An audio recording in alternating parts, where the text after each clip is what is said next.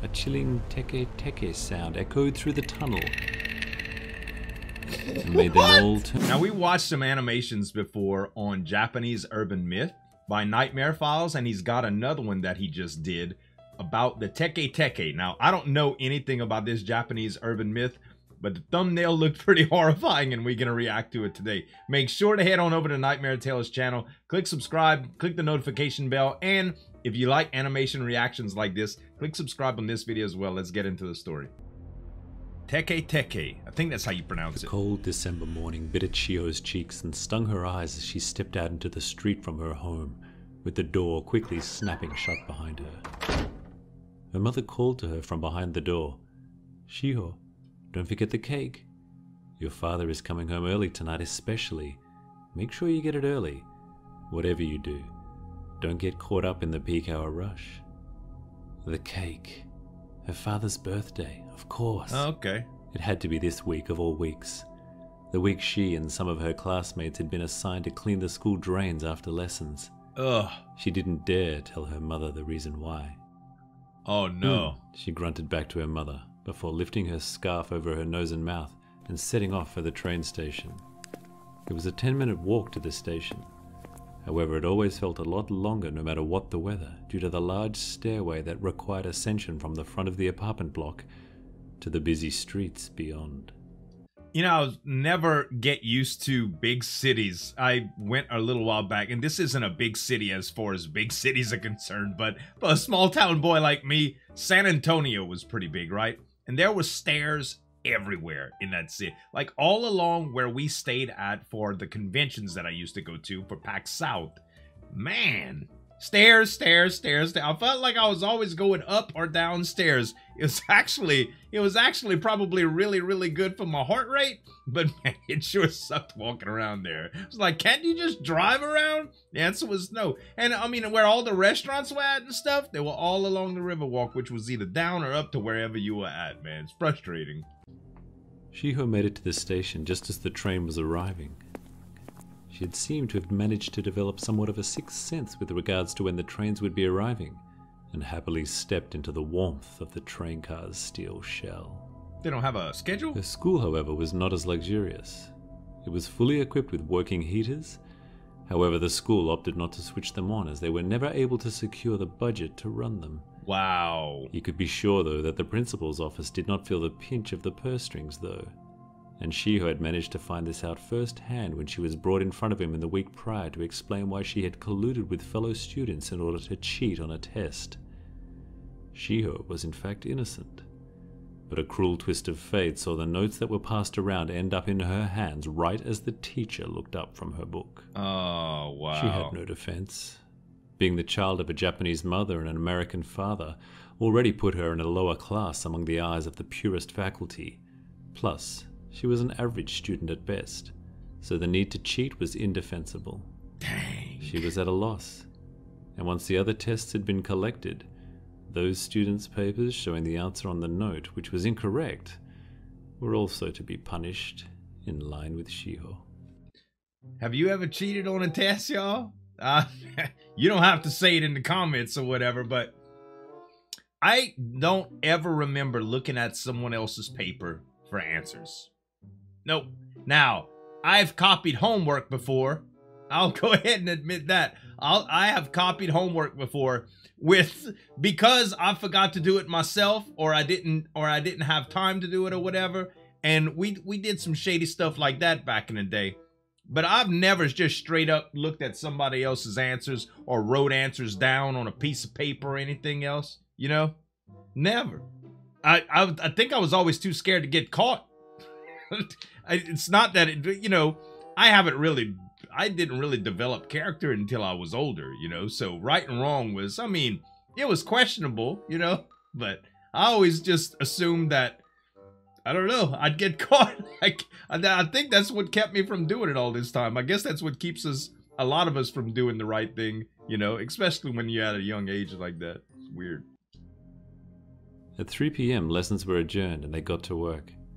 It was hard and filthy work. Ugh. The heavy concrete drain covers had to be dragged back, and then the drain walls and floor were scraped to remove the clammy, deep green muck that had been growing there over the summer. This was then shoveled into a bin to be dumped out later. That's a heck of a punishment, man. On the very first cover, Hard Shiho labor. and her classmates were well and truly over this laborious task. And an hour in, tempers began to flare.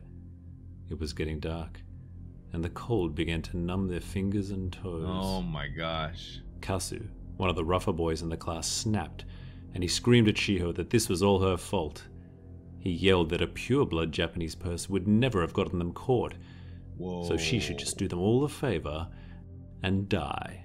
Wow. He punctuated this with a large shovel full of cold, dark scum, which exploded into her face and leached into her hair and clothes. God. The entire class erupted into a cacophony of laughter as she stood there in stunned silence, trying to process what had just happened. So some racism in there, huh? That's horrible, dude. I mean, she wasn't even involved in the first place, and that was the first thing they could think of. God. A feeling of pure rage overcame her, and she screamed out at the entire group before turning and running off into the darkness. Kasu shouted at her repeatedly to get back to work, and that this was her fault that they were here, until she was out of sight and long gone.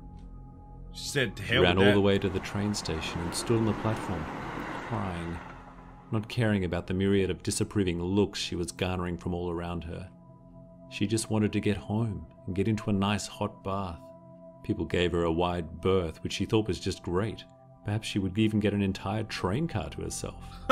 Then she remembered the cake.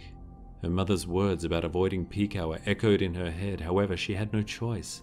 It was either return home with it or return home without it. Uh-oh. Ruin her father's birthday and explain the events that contributed to the reasons why.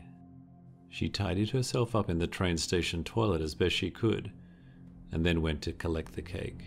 The cake shop owner asked her to stand outside as she went to get her the cake, Shiho getting zero sympathy from the owner. By the time she had made her way back to the station platform, the Rush hour. entire area was ridiculously crowded. Perfect, she thought. Of course, this day had to turn out in every way I could have possibly imagined I didn't want it to. Her fellow commuters, also tired and impatient from their own taxing time in their own small world, made it very clear to Shiho that she reeked of a foul odor and needed to keep away from them. Wow, man. On the platform, she was bustled around repeatedly, and she was mindful of not losing her balance or crushing the cake. It was all for naught though, for as the train approached, the crush of humans had pushed her right to the edge, and with no hands free to hold on to anything or anyone, she fell right into the path of the oncoming train. The driver slammed the brakes to full, and the tunnel was filled with the ear-piercing shriek of steel on steel as the Oh body was my barreled God! underneath the train and sliced in half across the torso. Bro, what the heck just happened? She literally just got pushed around until she fell onto the tracks by other people? Y'all, I have never told another human being that I did not know that they smelled bad. Who does that? Does that really happen in public? Do people just say, ooh, you stink, to a complete stranger? That's a good way to get stabbed. Oh my God, she died. Everything then fell silent for Shiho. Her parents were devastated. Oh my God. Their I only guess child. so. Gone forever. And from this loss, they never truly recovered. Her school friends, however, got over the loss very quickly. In fact, not even a day had passed before jokes began to circulate about her death. Things like, she's not half the girl she used to be. Oh my And her funeral was God. probably 50% off. All Oh, very I'm feeling cruel, this. and all way too soon. They, however, all thought it was hilarious. Their last day on Earth, though, was spent finishing off the last of the train cleaning before they all headed off to the station Last day on to Earth. catch the train home. They had finished quite late, and by this time the station was deserted, or so they thought. As they sat in silence, exhausted from the afternoon's labor, a chilling Teke Teke sound echoed through the tunnel and made them all turn to each other in shock. Oh. What the hell was that? One of the boys asked. You know that, oh, what was the movie? The Grudge. That's what it reminded me of. That chittering sound? That is a creepy sound, dude. This is no regular ghost that's about to come out. No idea, another said. Then they heard it again. It's coming from over there, one of the girls screamed as she pointed off into the darkness. Again, the sound became even clearer as the features of the silhouette they were fixated on slowly came into view. It was Shiho. She was dragging herself along the ground with a huge scythe in her hands. Like the Ring or something. The students tried to run. Oh, it's half her body. Was too fast as she launched herself at them and sliced each and every one of them in half as they screamed for their mothers to help them. It was a massacre. As they all lay there dying in a massive pool of blood, Shiho laughed and said, "So now you know how it feels to be half Japanese." Wow.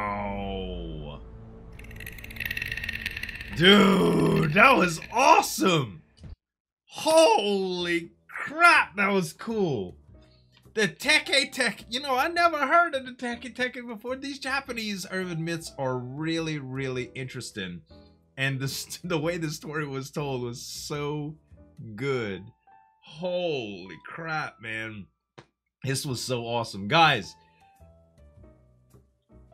this is one of the, I cannot say enough, especially about the day and age and the times we're in, not to get on a heavy subjects, but be good to your fellow humans, man.